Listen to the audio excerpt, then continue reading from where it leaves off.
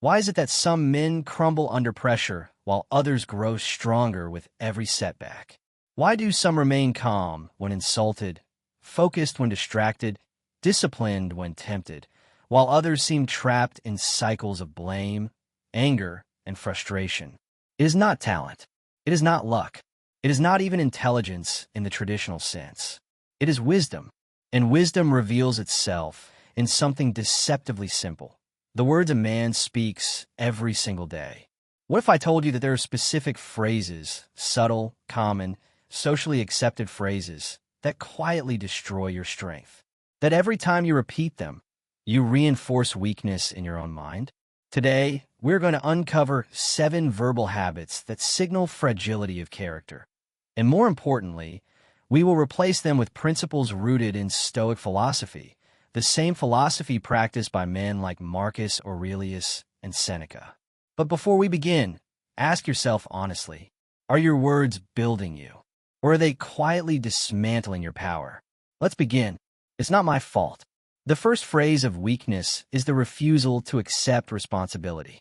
When life tightens its grip, when money is short, relationships strain, opportunities disappear, the unwise man looks outward.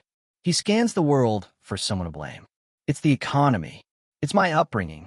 It's my boss. It's my partner. It's society. Blame feels good in the moment. It protects the ego. It preserves the illusion that you are capable but oppressed. But understand this clearly. Every time you blame, you surrender control. The Stoic philosopher Epictetus, born into slavery, taught one foundational principle. Some things are within our control, and some things are not. Wisdom lies in knowing the difference. The storm may not be your fault, but steering the ship is your responsibility. Imagine 2 men lose their jobs on the same day. The first spends months complaining. He relives the injustice in every conversation. He studies the unfairness more than he studies new opportunities. His anger becomes his identity. The second man also feels the sting. But instead of replaying the event, he asks one question: what can I do next? He updates his skills. He networks. He improves himself. He adapts. Same event, different response, different destiny. Responsibility is not about guilt. It is about power. The moment you say, regardless of what happened, my response is mine, you reclaim authority over your life. Blame imprisons. Ownership liberates. He made me angry. This is perhaps the most dangerous lie a man can tell himself. He disrespected me. She made me furious. They push my buttons. These phrases suggest that your emotional state is controlled by others, as if you were a device and the world holds the remote. But anger does not come from events. It comes from interpretation. Seneca described anger as temporary insanity, a moment where reason collapses and impulse takes control. When you say someone made you angry, you admit that your mind is unguarded territory. Consider this. A stranger cuts you off in traffic. Your heart races. You feel heat rising in your chest. You prepare to shout. Then you notice an emergency medical symbol on the back of their car. Suddenly, the anger dissolves. What changed? Not the event, only your interpretation. This proves something powerful. Emotions follow judgments. The Stoic does not suppress emotion. He interrogates it. He pauses between stimulus and response. In that pause lies freedom. If a single insult can ruin your entire day, you are easily controlled. But if insults bounce off you like pebbles against stone, you become unshakable. Guard your mind like a fortress. No one enters without your permission. I'll be happy when I get promoted. I'll relax once I buy the house. I'll enjoy life after I retire. This is the treadmill of postponed living. The foolish man treats the present as an obstacle. He sees today only as a stepping stone to some future paradise. He sacrifices peace now for a promise later. But the future is not guaranteed. Marcus Aurelius, despite ruling an empire, reminded himself daily to focus on the present duty. He understood that the only time you ever truly possess is now. Ambition is not the problem. Attachment is.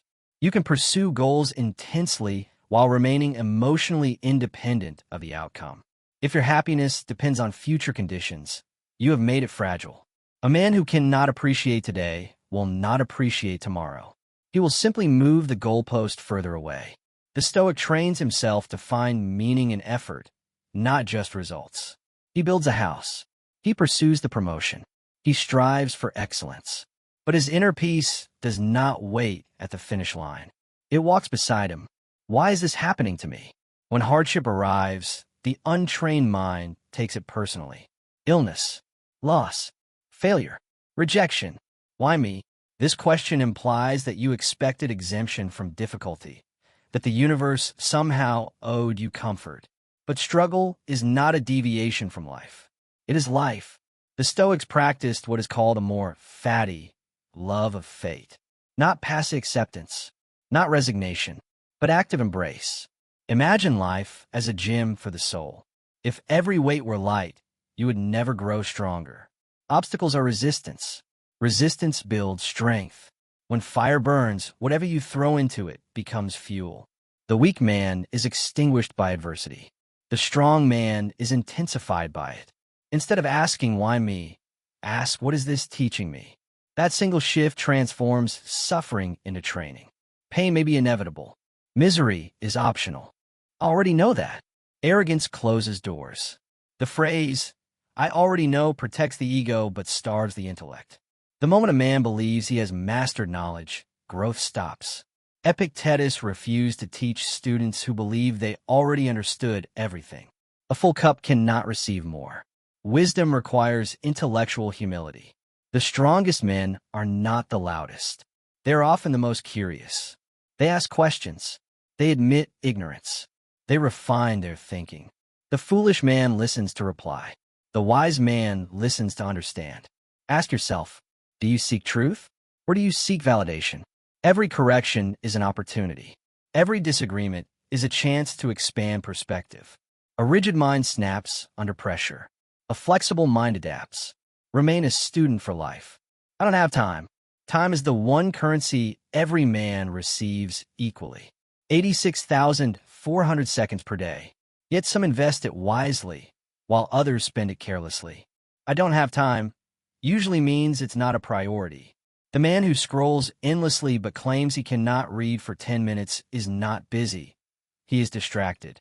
Seneca wrote about how men protect their money but squander their time. You would never allow a stranger to steal from your bank account.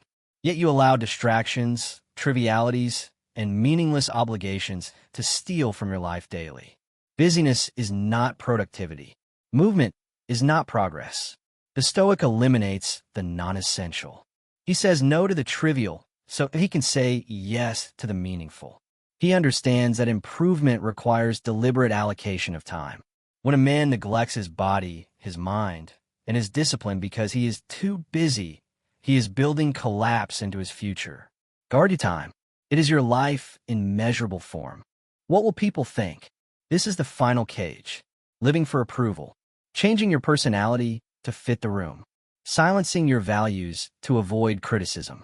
Pursuing status instead of substance. Marcus Aurelius questioned why men value the opinions of others more than their own conscience. Reputation is unstable. Character is permanent. If you depend on applause, you will fear silence. If you depend on validation, you will fear rejection. The Stoic acts according to principle, not popularity. Imagine an actor who spends the entire performance staring at the audience to measure reactions. He forgets his lines. He loses authenticity. Likewise, the man obsessed with perception forgets who he truly is. Let them misunderstand you. Let them criticize. Your task is not to manage opinions.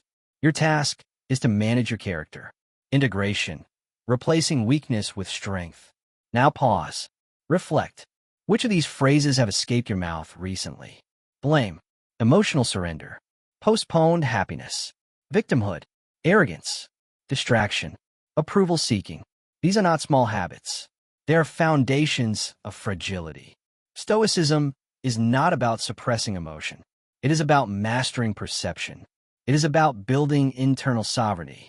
When you remove these 7 phrases from your vocabulary, something extraordinary happens. You become stable. You become grounded. You become dangerous, not to others, but to chaos itself. Responsibility replaces blame. Discipline replaces reactivity. Presence replaces anxiety. Acceptance replaces resistance.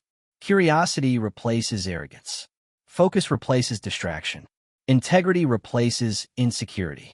And slowly, your life transforms, not because circumstances change, but because you did. If your words reveal your character, what does your daily language say about you? Are you reinforcing weakness or cultivating strength? Catch these phrases before they leave your mouth. Replace them deliberately. Train your speech, and you train your mind. Train your mind, and you shape your destiny. The door of the prison was never locked. You only had to notice it was open. Now walk out,